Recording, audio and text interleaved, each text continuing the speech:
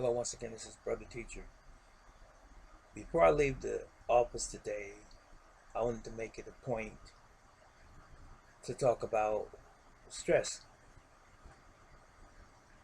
Yesterday, I was looking at my notes on my YouTube channel, one of my videos, and one of my followers asked me if I could talk about stress management. Did I have any suggestions? His name is Osoki on YouTube, and I'm going to speak on stress for a moment, if you would allow me to borrow your time for a moment. First of all, what is stress? Stress is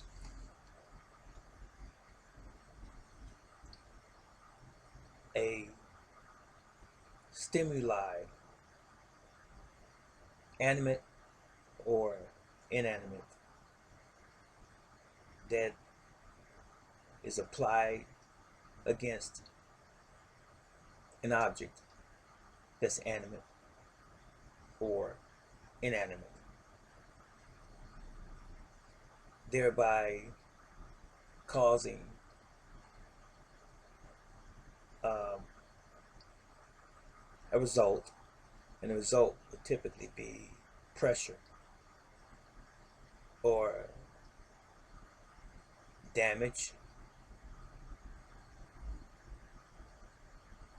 but not always. All stress is not bad. For example,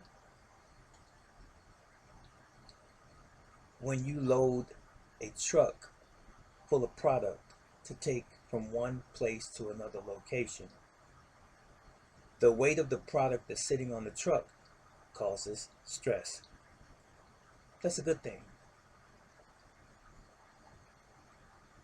When we stand up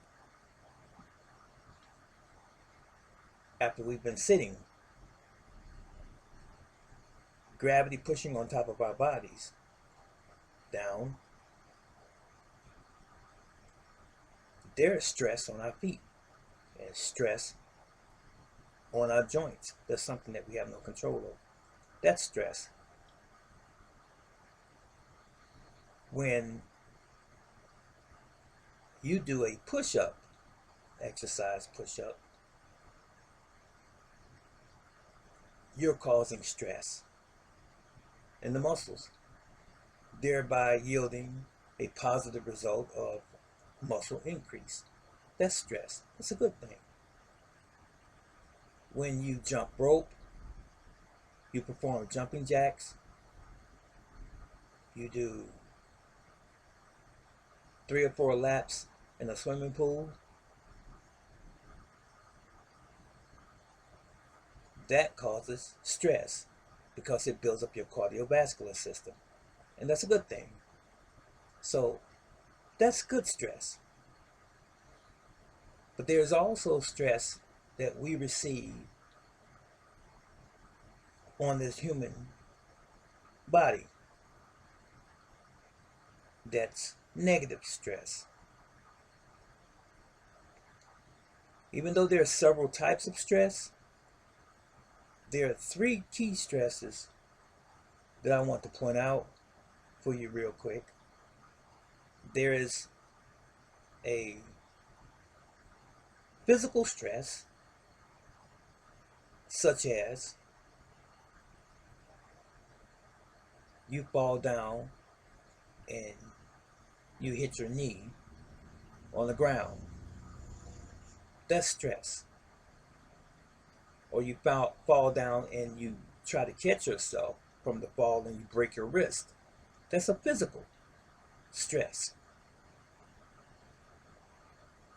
Or if you are in a car wreck and your head hits the steering wheel or the dashboard and you experience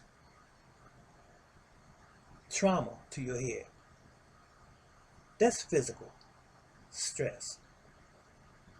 Or if a person hits you in your head God forbid, with some object in an attempt to harm you, be it a robbery or otherwise, that's stress to your body. That's a physical stress. Even if you sit in the chair the wrong way and not in proper alignment, that's stress on the body. That's one. So that's physical stress, an example. And then there is chemical stress. Chemical stress can be equated to pharmaceutical drugs that you might take, such as acetaminophen, commonly referred to one product, Tylenol, and Motrin. The technical name is ibuprofen, okay? Or Aleve is another medication. Technical name is naproxen, medical name, or even aspirin, or blood pressure medicine, even. Your body not recognizing that, even though you're taking it to help some symptom that you might be experiencing from some underlying situation, it still causes stress in the body because it's not a normal thing in your body. Even if you eat a food that doesn't agree with you and it causes stomach pains or gas, bloating, indigestion, that's stress. So that's a chemical stress. That process is occurring inside your body. Even people who smoke cigarettes, it doesn't belong in the body. That's a chemical stress. And even when you ingest alcohol, ethylene, its technical name, alcohol is not normal in the human body. Whiskey, that's stress because it's not a natural thing to your body. So that's the chemical stress, just for now. And then there's the psychological stress. That's the third one I wanted to mention. That is the one, for example, you lose your job and you become stressed. Or someone very dear to you passes away. Your mother, your father, your husband, your wife, your child, your aunt, your uncle, or a close or dear friend. And it makes you sad. And you may even become depressed. That's stress. Or, God forbid, you become incarcerated. And the anxiety that builds up inside, frustration and anger even, can cause stress. So,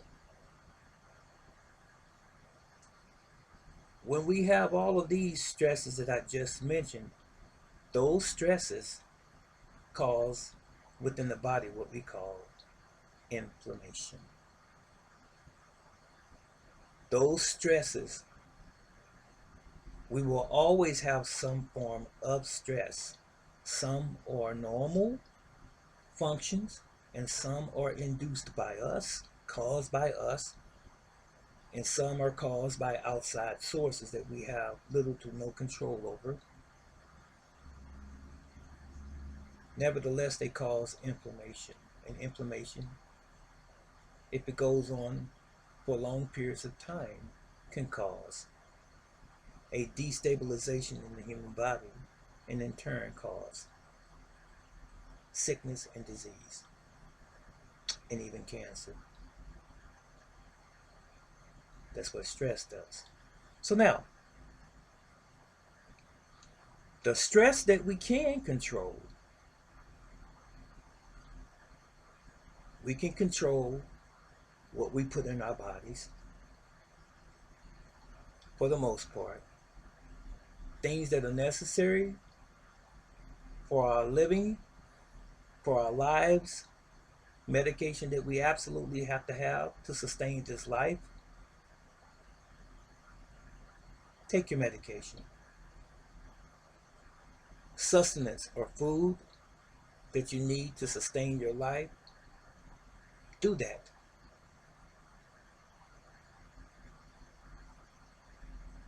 But those things that you should not be putting in your body, stop doing that.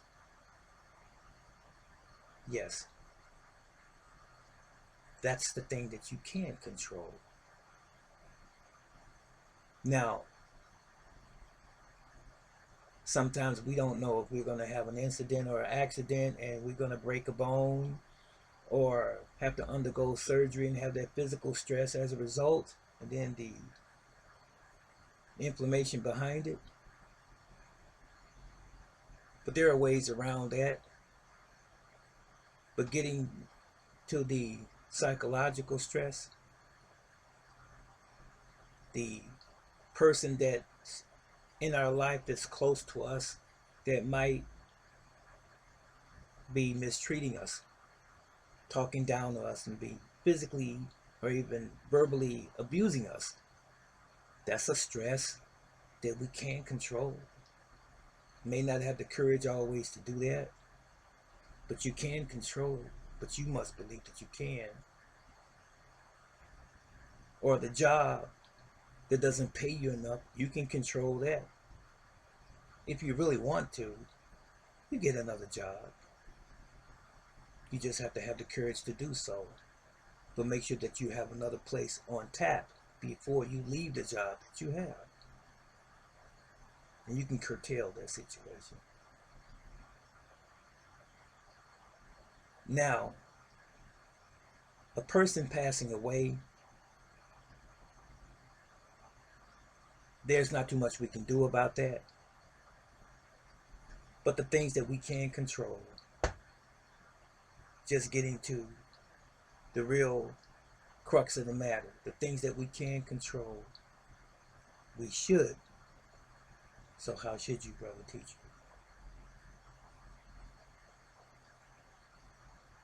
Leave the people that are hurting you at a distance.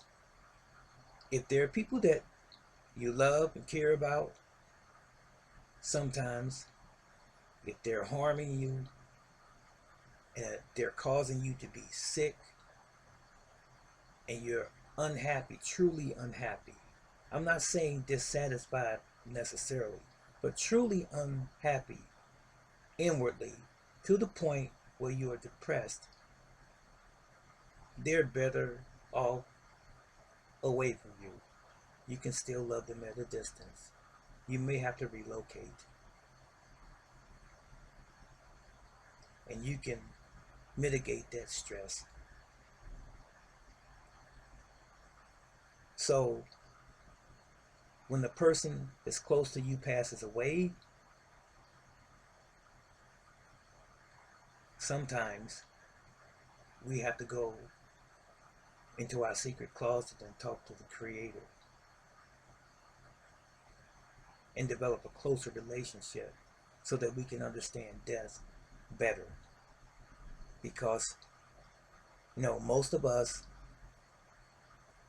can welcome a new life coming into the world, but we find it very difficult to realize the other realization that we're all going to die one day. As hard as it is to accept, particularly when there's someone that's very close and dear to us that passes, you must learn how to accept life as it is. And what this will prove to you at some point in time is how strong you are as a human being. It's a character building thing. It really is. And there may be someone looking up to you and looking for your strength as you go through that death or loss of that loved one. Could be your children looking up to you if it's an older person in the family that's passed, and they might need you for comfort. But you're no good to them if you're broken down. So we have to take a deep breath, get in the scripture, and talk to God, talk to the Creator. We need to find hobbies. We need to find things to do. Hang around people that are positive, not people that are always talking in condescending ways. And we'll feel better about ourselves and maybe about some of the individuals that we haven't felt better about in a while. The ones that talk about us. Take a deep breath and try to be nice, even when they're not nice to you.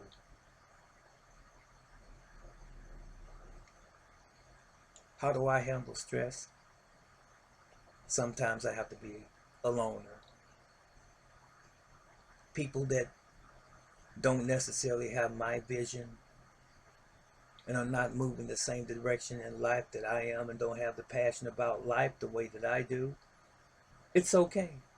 I know sometimes people like the camaraderie. A lot of times people like the group thing. Do you realize how much you can accomplish by yourself? A lot of times, and you get to learn a lot about you as a person, having your alone time. Amidst all of the noise and the racket of the world and the distractions, it's hard to stay focused because there's a lot going on in the world today. Sometimes you have to steal away, maybe more so than not, maybe often, steal away. And it's okay to have that space to yourself. When there's no radio, no cell phone, no social media, no one ringing your phone on a continuous basis, knocking on your door. Go take some time to yourself. Go sit in the park and have that space to yourself, you and the Creator, you know? A good hour is wonderful. You would be surprised how much stress you can relieve from having that time with yourself. And sometimes you can get out and meet new people. And I'm not talking about a bar. I'm not talking about some pub. And I'm not necessarily talking about a restaurant. The park is always nice. Sometimes a theater. Be creative. Maybe even a chess club. Maybe even a place where you go and train and get a fitness membership if you don't have equipment at home. Serious. But you know what? Stress is a reality. We're always going to have stress. It's not what happens to us in this life. It's how we deal with what happens to us in this life. And life is short, and we have to walk each and every day circumspectly as if this is the last day of our lives. I'm not talking about panicking. I'm not talking about being paranoid.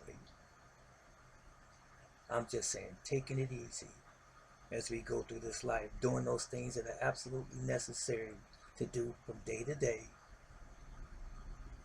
And there's a book that was done many years ago entitled Don't Sweat the Small Stuff. And it's all small stuff. Sometimes we take those little things and we magnify those things into such gargantuan things, and they're really not. They're not. But I'll say this to you. I don't know if you're religious or not, those of you that are watching me right now, but understand this. Silence is golden. Sometimes turn your television off. Don't click it on the first thing in the morning, and don't keep it on all night or halfway through the night.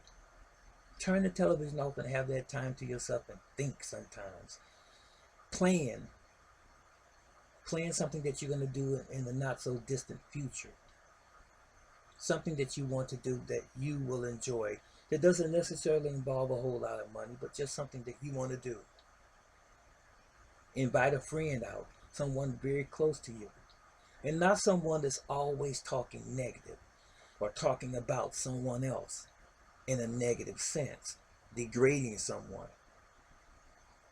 Positivity, that's very, very integral. Speaking positive, it does a world of good.